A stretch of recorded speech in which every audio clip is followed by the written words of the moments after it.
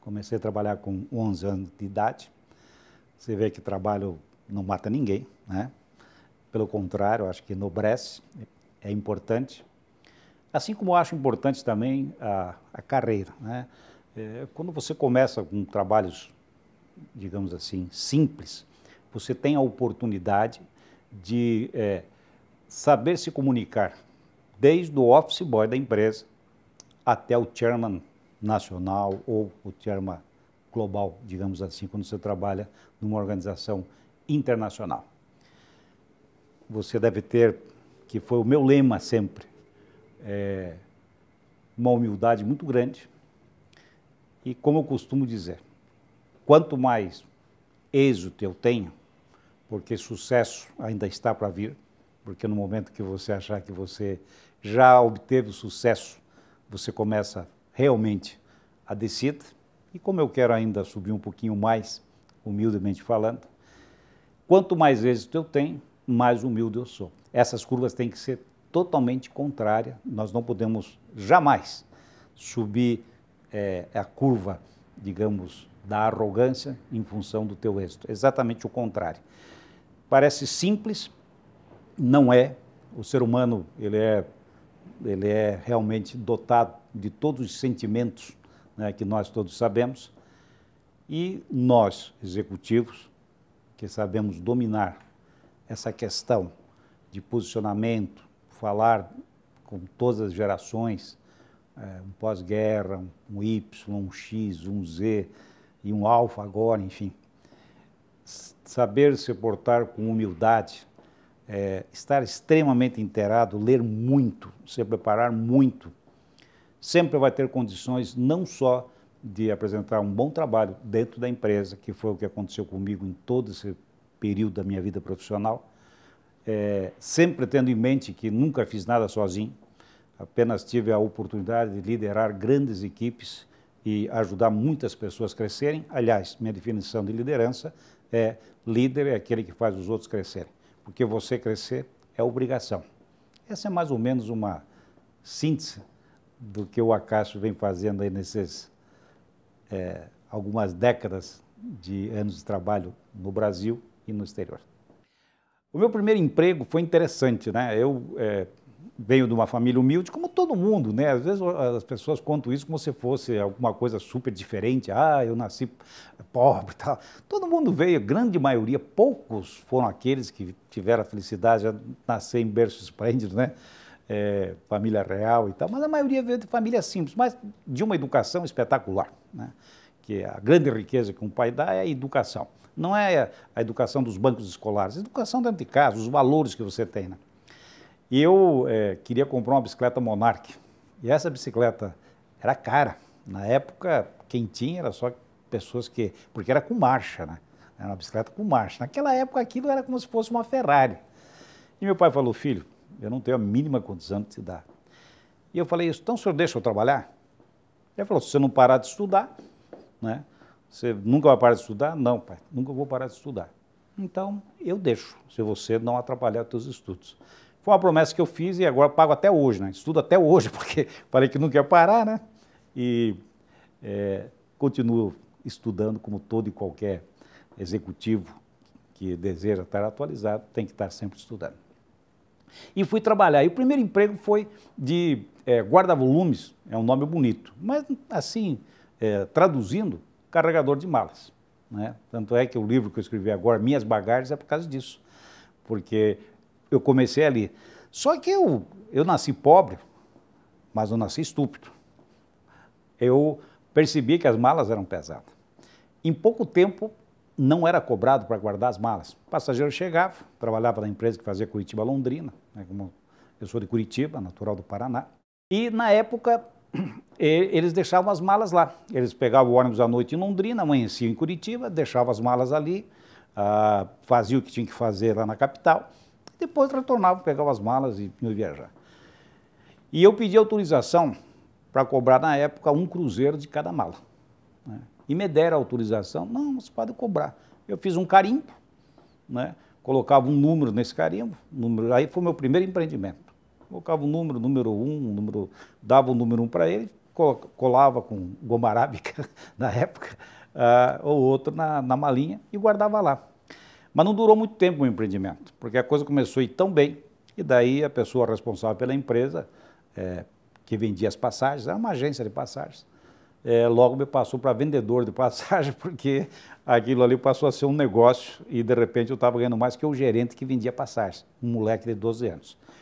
Então esse foi meu primeiro emprego. Aí passei a vendedor de passagens. E já aos 15, 16 anos eu era gerente da agência e era responsável, inclusive, por pessoas com 40 anos, eu com 15 anos de idade.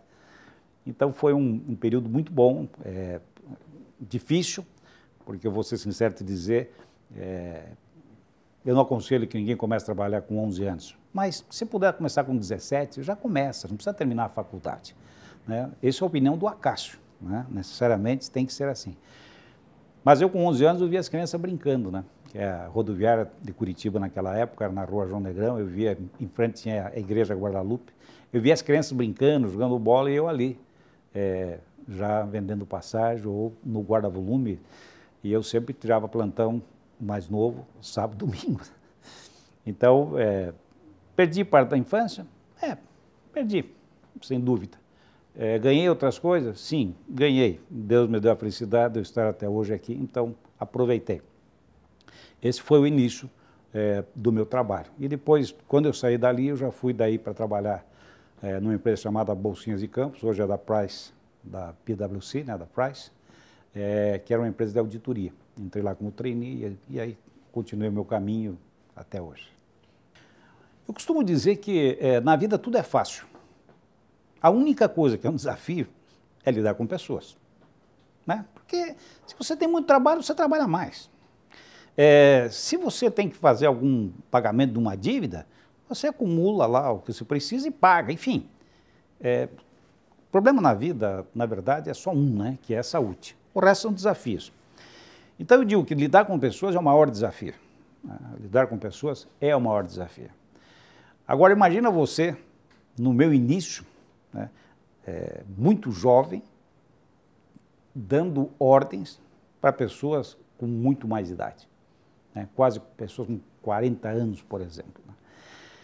Então, naquela época eu era muito Caxias, né, porque você, como líder, você tem que aprender que você está muito mais para servir do que para ser servido. Né.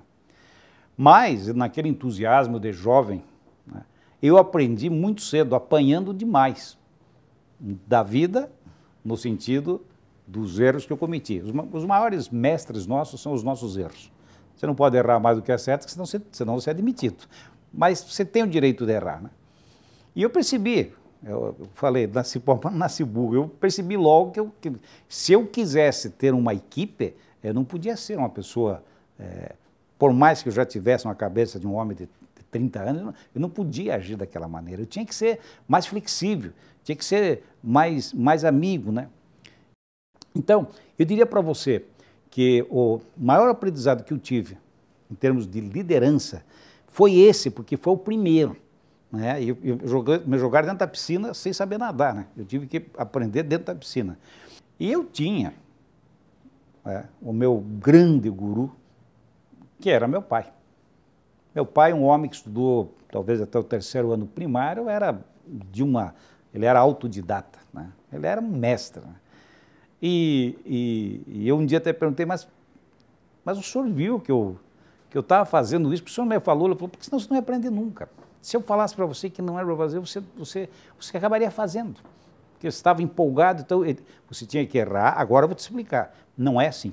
Quando se lida com pessoas, né, você tem que ter flexibilidade, você tem que sublimar, você tem que, às vezes, você tem que falar tudo o que você quer, na hora, no momento e no local apropriado, não é de qualquer forma.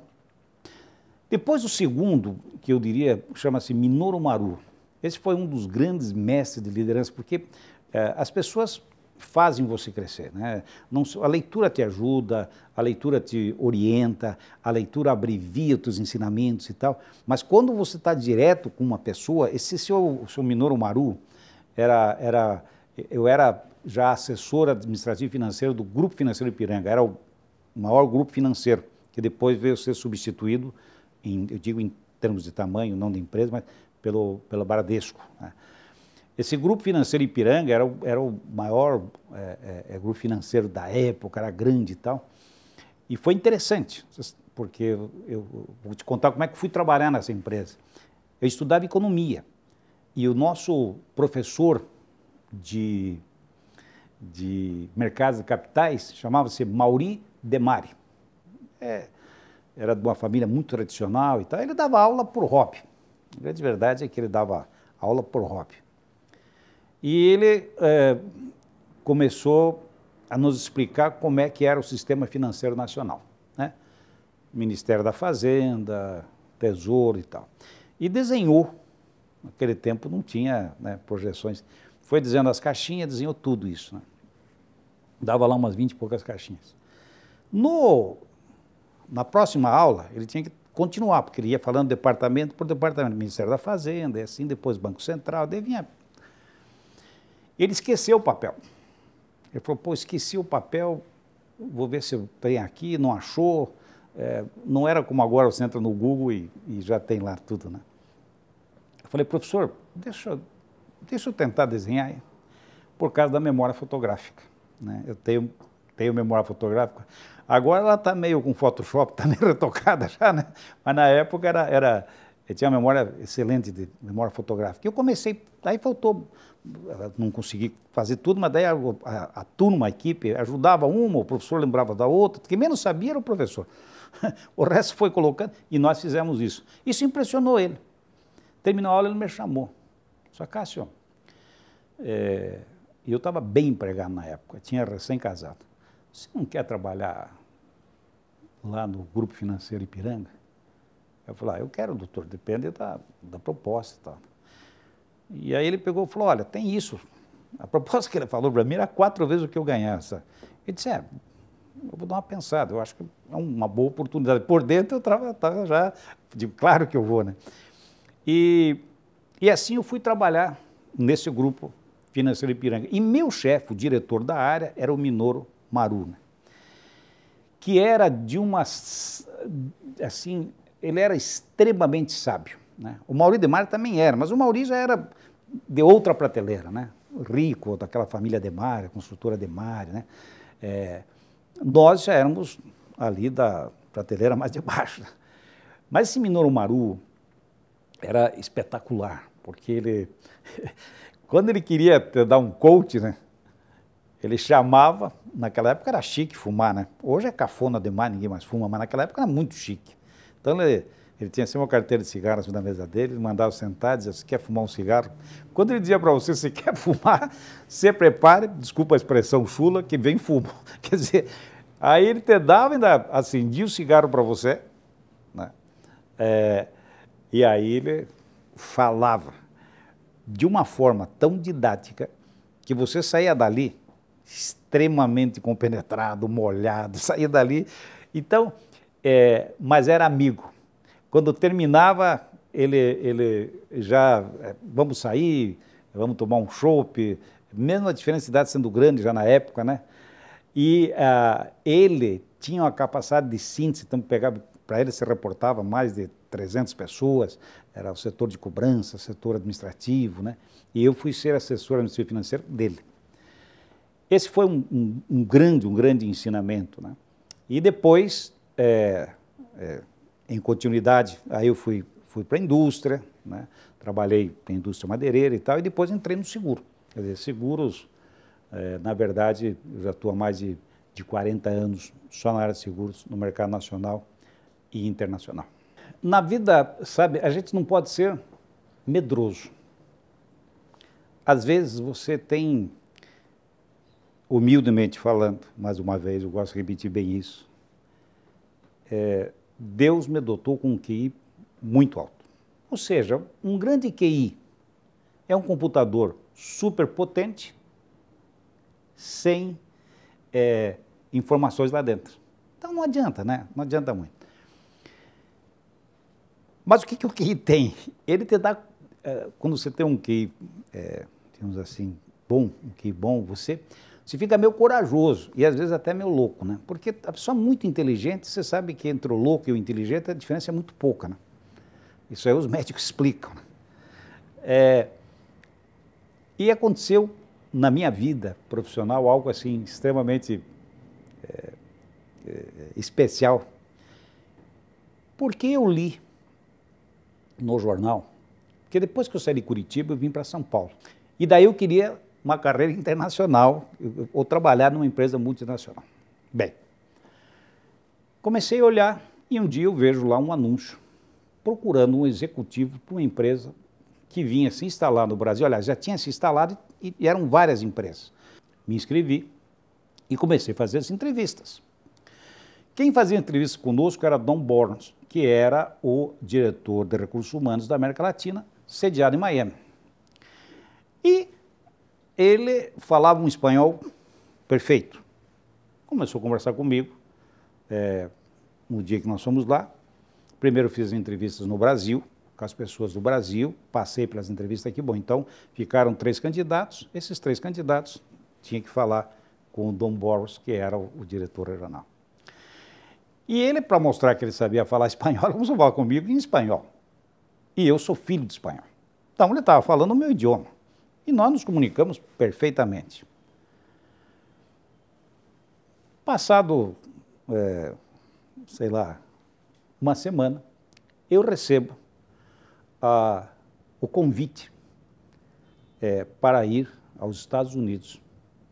E teriam mais 2 candidatos para que fosse escolhido o candidato que iria ser o executivo da empresa. Eu tomei um susto. Nunca tinha ido para os Estados Unidos. Não falava uma única palavra em inglês. Não é como hoje, que você chega em Miami, você fala espanhol, todo mundo te entende. Não, naquela época o americano fazia questão de não falar nem português nem espanhol. Mas aí eu falei, sabe uma coisa? Estão me chamando, eu vou. Aí fui. Então o David Ovadia foi no hotel para nós conversarmos e ele ia, nós iríamos almoçar junto e depois ele ia me levar para entrevistar com o Joe Talarico, que era um mundial. E aí começamos a conversar e tal. Aí ele, caminhando em volta do hotel, ele falou, olha, só que o Joe não fala espanhol, você tem que falar com ele em inglês. Eu disse, inglês? Eu não falo uma palavra em inglês. Ele falou, você está brincando, eu vou perder meu emprego. Eu digo, mas ninguém me perguntou. Ele falou, mas estava escrito lá.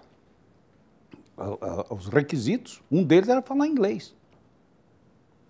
Eu digo, olha, desculpa, mas já que eu estou aqui, por que a gente não faz a entrevista e você serve de intérprete, se você me permite? Ele falou, eu vou ter que fazer isso, senão eu vou perder meu emprego. E foi assim. Aí nós começamos a conversar e tal, e aí eu disse para ele lá, eu falava e o David traduzia, né? E ele disse, mas por que você acha que você... Como você veio aqui sem falar inglês? Eu disse, falar inglês eu falo em 3 meses. Eu entro numa escola e falo em 3 meses. Agora, aprender o que eu sei, comecei a trabalhar com 11 anos, etc. Isso aí você não aprende em 3 meses. Eu não sei o que o senhor está buscando. O senhor está buscando um bom inglês, talvez fosse melhor contratar um professor de inglês. Falei exatamente assim, sabe? Falei, eu já estou mesmo, né, perdido e meio, né?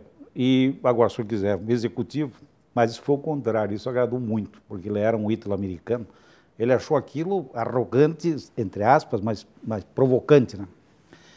Nunca me esqueço, no dia da morte do Tancredo, me telefonaram e disseram, olha, você é o candidato escolhido. Eu? Só tem um detalhe. Eu quero que você saiba, aí já era o presidente da empresa no Brasil, o Joe Dean. Você tem que... Primeira coisa, você vai aprender inglês. Você falou para o Joe que você aprendia em 3 meses. E lá fui eu para os Estados Unidos para aprender inglês, né? E aí tinha as opções. Você podia ir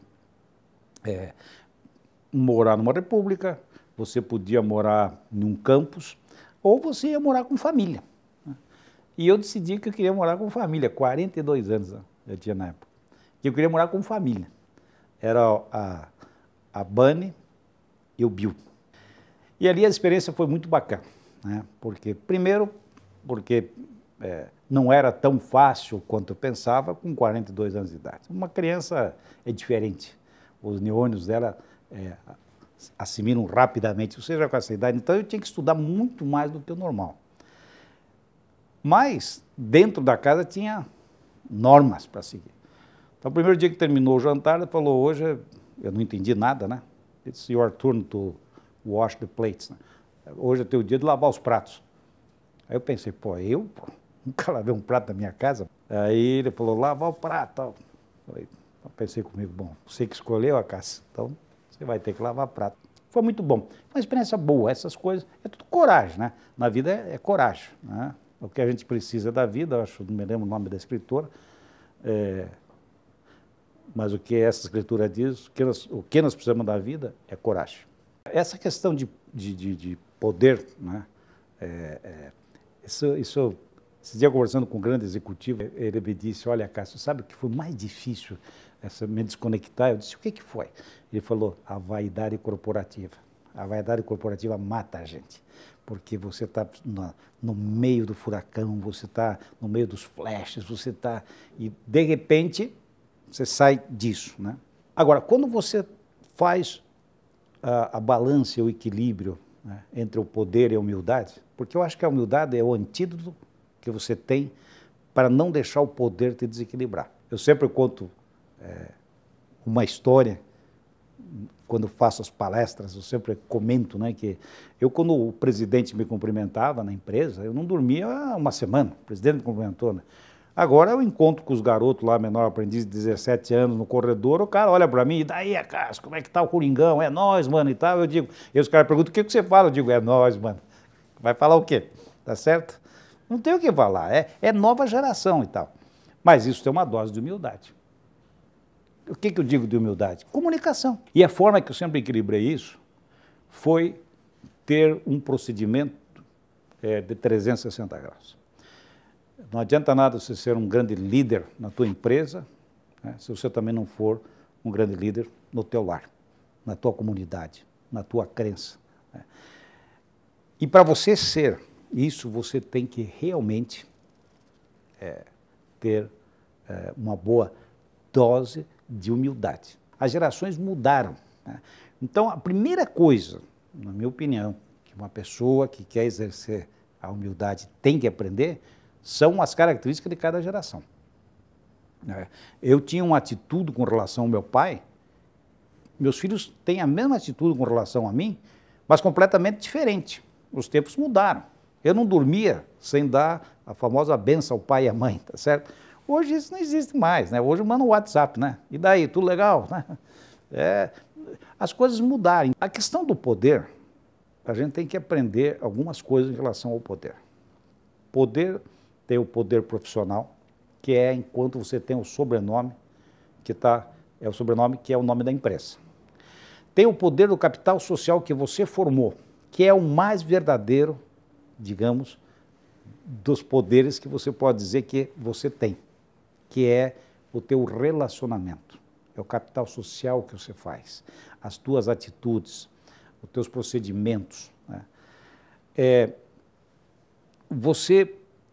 Coisas simples, tá certo? Não pode deixar de devolver uma chamada telefônica, não pode deixar de responder um WhatsApp, você não pode deixar de responder um e-mail.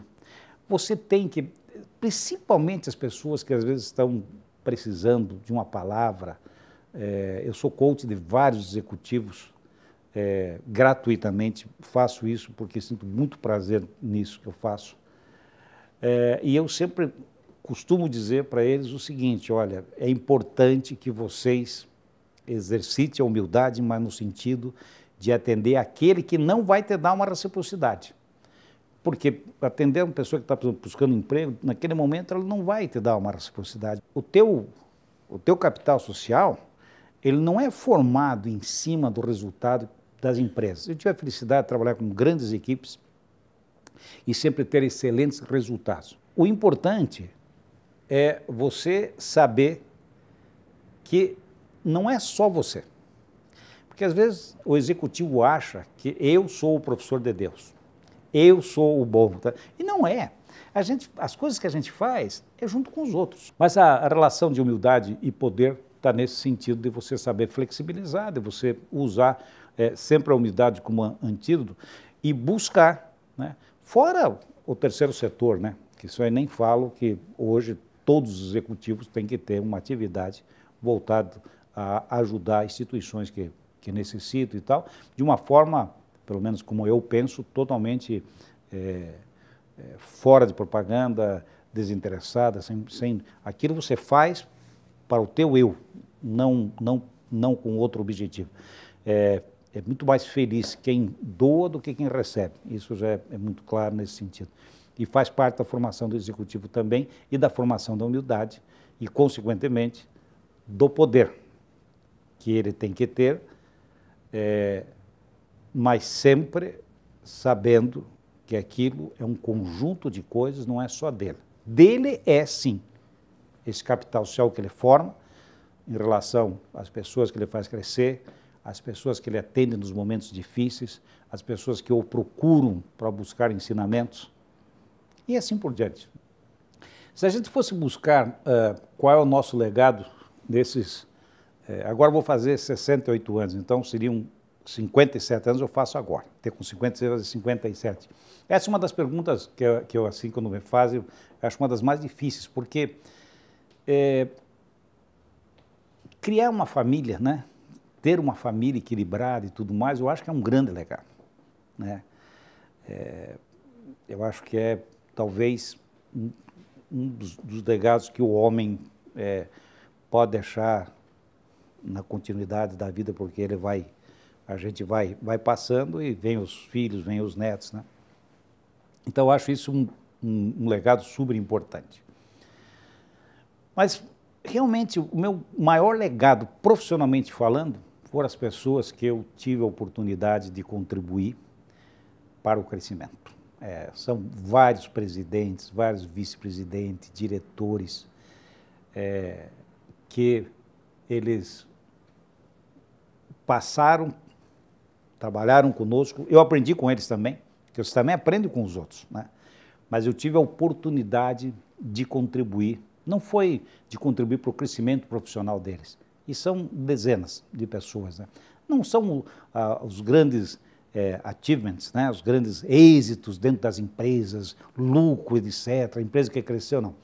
Eu, como líder, eu considero, nesse período, a família exitosa que eu tenho e ter tido a oportunidade de fazer muitas pessoas, muito mais pelo interesse e pela capacidade delas, mas de ajudar com a transferência de experiência que essas pessoas viessem a crescer e se tornar presidentes aqui, no exterior. Isso me dá, isso é o maior legado, como líder, como executivo, né? Isso eu diria para você que eu consideraria o legado mais importante da minha vida. Inclusive, falando nesse legado, né, eu tenho um pouco de, digamos assim, de percepção. Pouco, não tenho muita percepção, que os livros todos eles são muito teóricos. Você pega os livros, são raros os livros que são práticos e tal. E eu já escrevi, o primeiro livro foi Minhas Bagagens, que era, na capa tem um menininho carregando uma mala, que foi o meu primeiro emprego, e na contracapa tem já o executivo puxando uma malinha no aeroporto, né, que é o desenvolvimento da vida, como aconteceu. Mas esse livro agora, eu peguei vários, aqueles que eu consegui contatar, aqueles que se disponibilizaram, porque é interessante, teve pessoas que hoje são presidentes, disseram, eu não quero depor, né? Aí você tem que aprender. No livro até eu digo o seguinte, ajude todos a crescerem, contribua com todos, mesmo aqueles que você não gosta. Aliás, com esses você tem que contribuir mais ainda, para provar que você realmente é um líder. Mas você tem que saber que de 100%, 10% vai reconhecer. 90% não vai nem ter aí, acha que é ele que cresceu, ele que fez e tal. E faz parte. O que interessa é o que você sente e não o que ele pensa. Então eu peguei depoimentos de vários presidentes, vice-presidentes, aqui no exterior. E nesse livro, né, eles falam como foi a trajetória deles e o período que nós trabalhamos juntos, né? Como é que foi essa convivência, né? E está exatamente como escreveram, porque muitos também, não foi só I love you, não.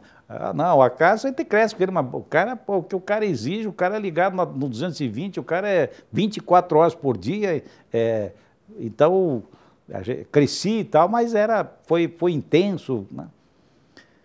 Então eu peguei esses depoimentos para quê? Humildemente falando, para que as pessoas que lerem esse livro, tá certo? Vão ter a oportunidade de, como se estivesse recebendo um coach de 19 executivos, passando para eles. E eu faço antes uma introdução e depois eu faço um comentário. Então esse livro vai se chamar A Fábrica de Líderes e eu vou estar contando essas histórias, vamos ter o depoimento, e é um livro para aquele que já é líder, aquele que está iniciando, aquele que, evidentemente, achar que dentro desse livro terá condições de receber algumas informações de transferência de experiência, será muito bom para ele, tenho certeza. Livro fácil de ler e com conteúdo diferente dos demais, que grande parte só fala em teoria e fala muito pouco em prática.